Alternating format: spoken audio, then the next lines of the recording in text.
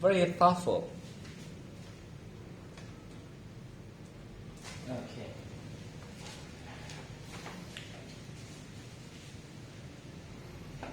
So because they ask you the importance of grammar, and because importance is you can rephrase importance, not important, okay, importance, okay.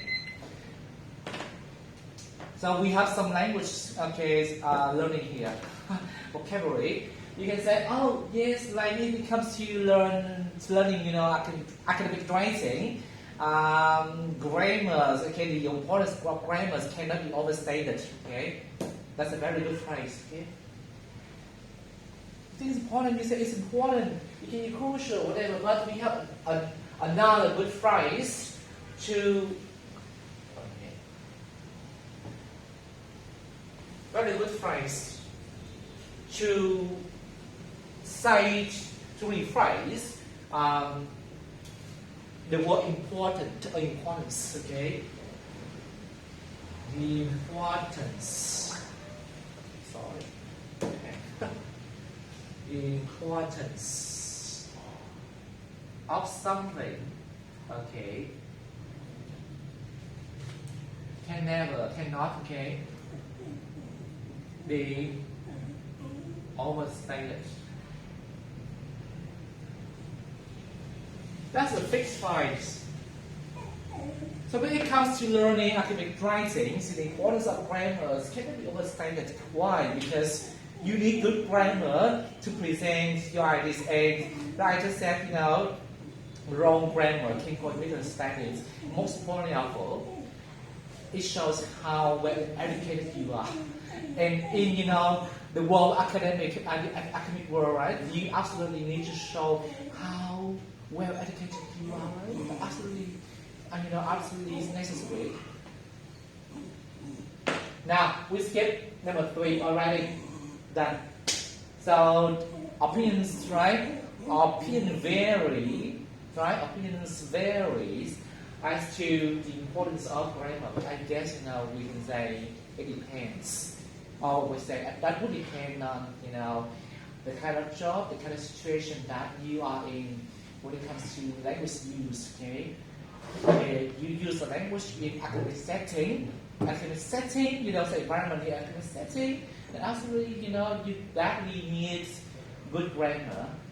When it comes to, you know, language use in the market, okay? I mean, we have something like market, right? That's non-academic setting, right? To say non-academic setting. Then why bother, okay, learning too much grammar, okay? What's important, okay? What's crucial is to put your message across, okay? And using the right words, okay? Even you can use body language too. Yeah, if people may misunderstand you, but you can use body language, okay?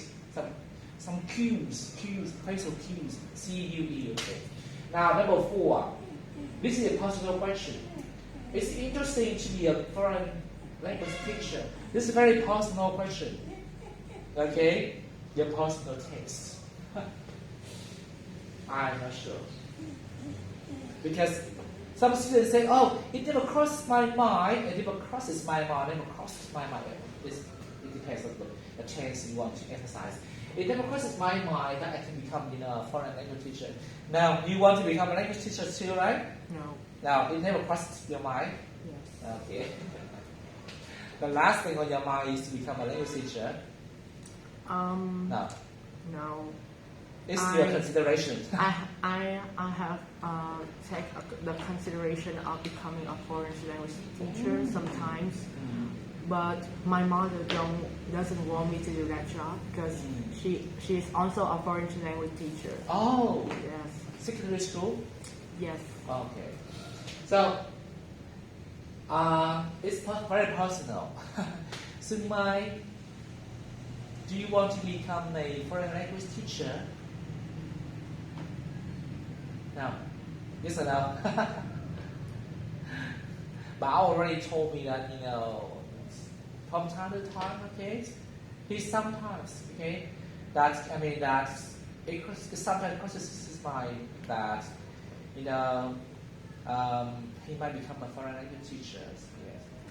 And Hang already a foreign language teacher, so it's not a problem. Okay. So it's interesting. It's it's personal, but also it's a little bit general. Is it interesting? I don't know. So I ask you. So that's kind of, this is a bit personal, but it's maybe something like in reality, as Frank asks you, hey, yeah, it's interesting to be a foreign language teacher, okay? So they may ask for advice too, because maybe they themselves or maybe their friends, their family members, their children want to be, a foreign language teacher, maybe who knows. So here, because I told you this is very personal question. So it's interesting. Oh, and you are a language teacher, so tell me, it's interesting to be a foreign language teacher. Yes, definitely it is. When I am an English teacher, I can open my horizon. I can use English to discover or to enhance my knowledge through a lot of materials. I can use my English to read a lot of magazines or newspapers. That's amazing for me. And also for a language teacher, it is a bit different from the way we teach the students in comparison with another pedagogic teacher, because we will have sometimes a bit more creative, and sometimes it's crazier than the student in the way we convey the lessons. And being a language teacher can help me a lot in not just improve my language skill, but also my personality. I can be a more open-minded person. Okay, good job. So that's very interesting when actually when you are a language teachers, at the same time you have to improve your knowledge, right? And this, the same, it helps to broaden your horizons. Okay, to broaden your horizons is good. Okay, it's a good idea. Is it true? Okay. But it's interesting. Some students are something interesting because I can earn a lot of money. I can make big money. Making big money is also a very interesting aspect of the job, right? Because it's rewarding, okay? But some students will say no, because they think, right? You say no, right? You say no about? Yeah, I don't want to. Daunting, right? It's a daunting task. I mean, like prepare for lesson plan, okay? If you're familiar with, preparing lesson plan like I do, then that's a problem. But yeah, one thing that is worth mentioning is in some country, first of all, you talk about teachers here. So I'm going to ask you, it's interesting to be a foreign language teachers. But I say it will depends where you live. It's a where. And what time where you work to. Because actually, if you were qualified enough to have your own language center or use whole in the class, and actually in the classrooms, then financial you can keep financial problem at bay, right?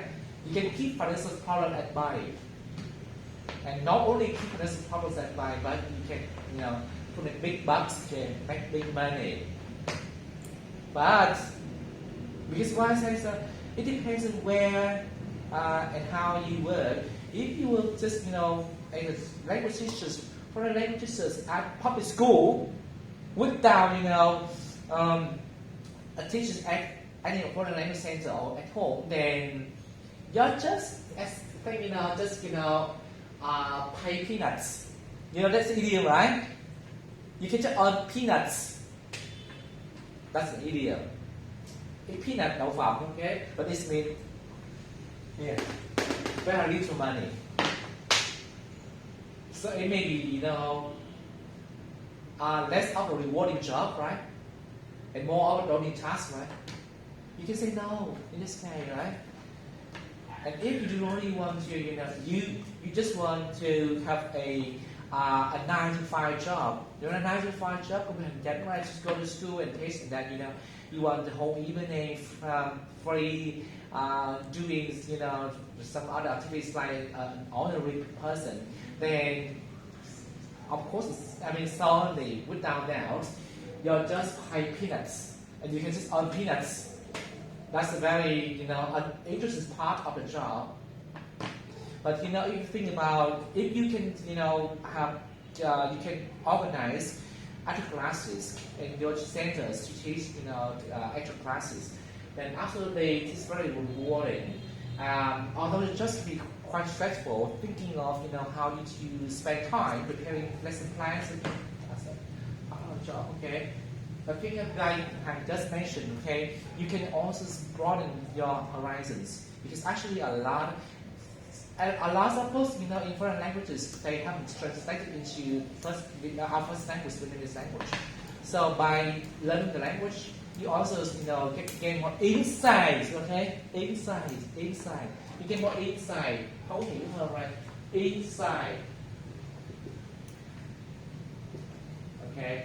You get more insights, okay, into the culture of the countries where the language is spoken, or where the ethnic groups they speak. Okay? So that depends. So I would like to listen from Bảo too. Okay, now okay, present your speech. Oh my God. But too late.